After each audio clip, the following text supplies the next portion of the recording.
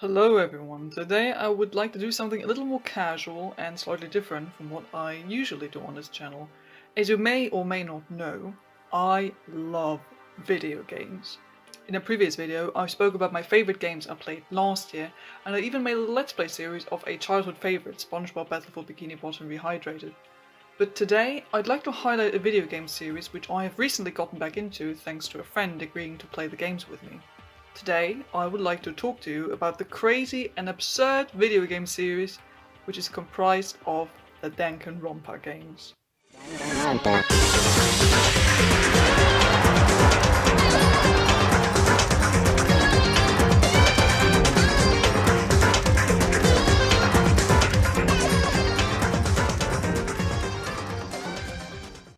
First, a little personal background. A couple of years ago, I finally got back into playing video games after having only really been an occasional gamer in my teenage years. Up until that point, I had only played a couple of games like some of the Zelda games, the Prince of Persia series, a handful of Mario games, and a bunch of video games based on movies and shows I enjoyed. Then I discovered a little series known as Life is Strange, and that game changed something. I could make an entirely separate video explaining why the Life is Strange series is fantastic, but what's important for now is that this series introduced me to a genre of games that I hadn't really been involved with thus far. Namely, story-focused games with minimal and simple gameplay which are driven much more by interesting characters and their story instead of action-focused gameplay. I really enjoyed this idea of an interactive story which gave me the opportunity to get to know the characters in great detail while also witnessing an engaging story. Now, jump cut to a few months later, and a friend of mine who knew that I was getting into story-heavy games and also enjoyed detective stories asked me if I wanted to play a game together because she thought I might enjoy it. That game was Danganronpa Trigger Happy Havoc. Danganronpa is a series of visual novel games, meaning there's lots of reading and only a minimal amount of what one might call actual gameplay. The general premise of every Danganronpa game is the following. A group of students are all gathered together at an academy. All of them have some kind of special talent which makes them the best in their field. For example, there's the ultimate baseball player, the ultimate writer, the ultimate photographer, or the ultimate pianist. Now, some of those talents make more sense than others. Something like the ultimate gambler probably makes a little more sense than the ultimate supreme leader, but that's something we'll come back to. Anyway, those students find themselves inexplicably trapped in a school building, and they are greeted by the headmaster, who happens to be a robot bear named Monokuma. After much confusion, Monokuma eventually tells them what the whole point of the Danganronpa series actually is. The students are forced into a killing game where if you want to be able to escape imprisonment, you have to kill one of your fellow students and get away with it. When the student is murdered, an investigation follows where you gather clues. Eventually, Monokuma organizes a class trial where all surviving students come together and debate over who the true culprit could be. Using the clues to argue your way through the class trial, you are eventually able to figure out who of your fellow students is the actual killer. Heated discussions and emotional dialogues ensue as one by one the students are murdered or executed, all the while the remaining alive students attempt to figure out what the mysteries behind the killing game are. This is a very simple explanation of what the Danganronpa series is about. There are 3 games in the main series, the first one being Trigger Happy Havoc, the second one being Goodbye Despair, and the third one being Killing Harmony. The first game came out back in 2010, with the most recent one having been released in 2017. There are also spin-off games, light novels, mangas and animes, but today I'm only gonna focus on the main 3 games. Now, what Danganronpa did in regards to me being a gamer is making me realize that a game doesn't need a lot of button mashing or visual action in order to be interesting. Danganronpa is first and foremost a visual novel.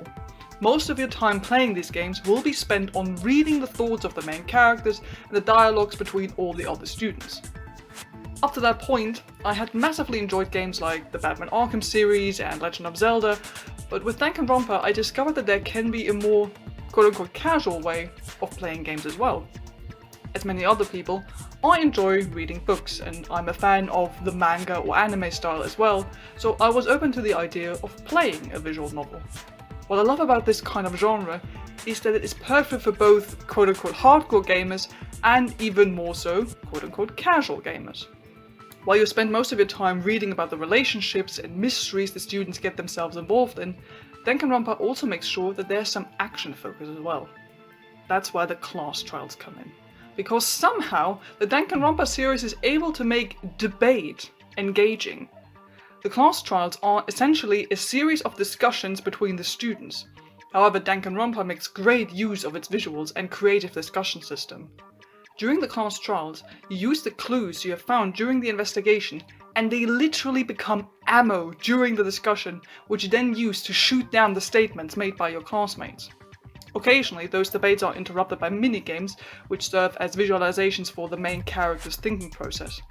There are more fun ones such as Logic Dive, which is basically a snowboarding minigame in your brain, and there are less entertaining ones such as Hangman's Gambit, which, and every Danganronpa fan will tell you that, is the worst thing ever and more anxiety-inducing than listening to a bear telling you about child murder.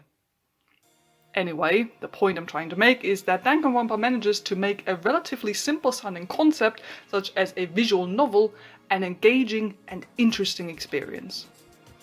But why exactly is Danganronpa so special to me?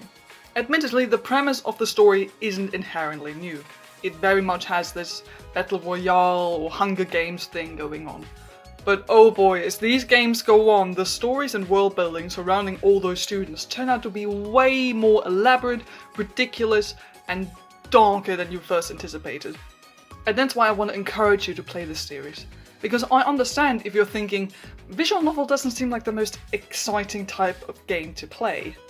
However, you can't even imagine how ridiculously good and haunting these games can get. You start getting to know all those eccentric characters, and I promise you that you will begin to love those students faster than you think. Naturally, not all of them will be to your liking, but the wonderful thing about the Danganronpa characters is that if you find a character you like, you really start getting involved in their personal story and even have the chance to get to know them. The games give you so-called free time events, which give you the opportunity to spend time with the characters you find the most interesting. That way, the game makes sure to give you the chance to understand any of those students a little better. Even the ones that don't seem so charming at first. Because the other wonderful thing is that if you find a character you dislike, you just love to hate them. All those students are so eccentric and rich in detail, you will feel strongly about them, whether it be in a positive or negative way. And the games don't try to force you to like every single character. There are those kinds of characters that are charming by default, there are those that are strange and more grey in their motivation, and there are also those that will actively work against you and often serve as even more of an antagonist than Monokuma does. Danganronpa definitely plays with the usual anime gaming character stereotypes, and even more so with your expectation of the characters you meet.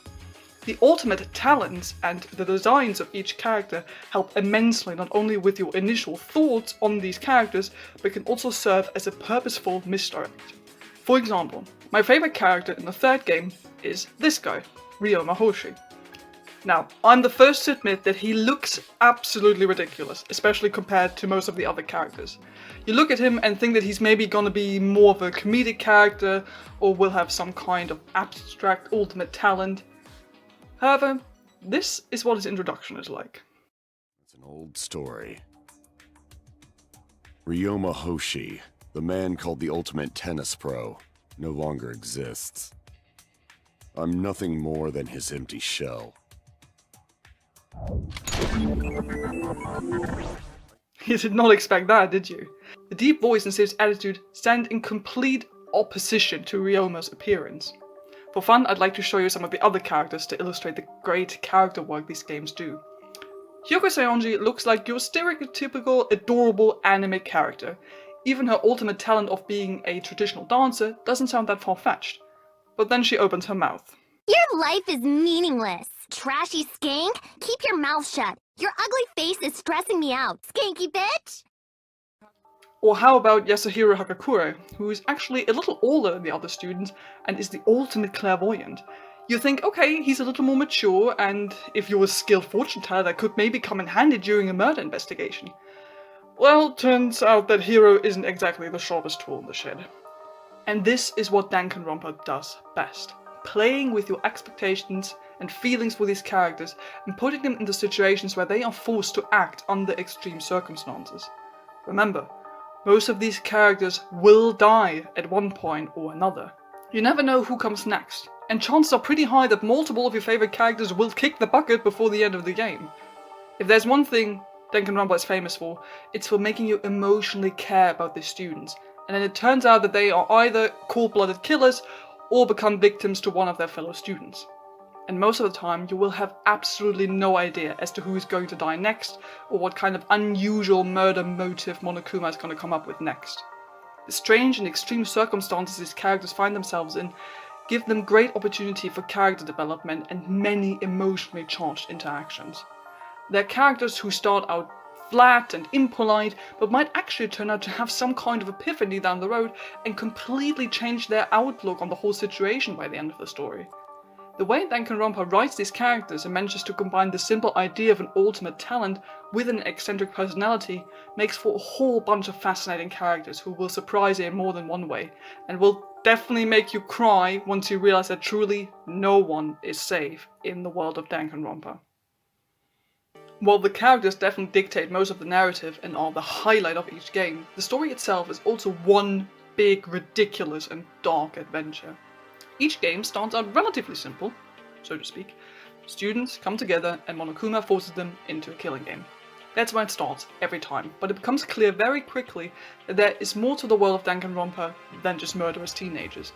In each of the main games, you slowly but steadily find yourself investigating more than just murder cases, because naturally you, along with the characters, ask yourself who is responsible for the kids being in this situation, and who would be able to organize such an elaborate game. As the story goes on, Danganronpa evolves from being a simple detective game to uncovering all kinds of betrayals, conspiracies, and other kinds of unimaginable developments. By the end of each game, you will have completely forgotten that this all started out with a bunch of kids talking to a homicidal bear.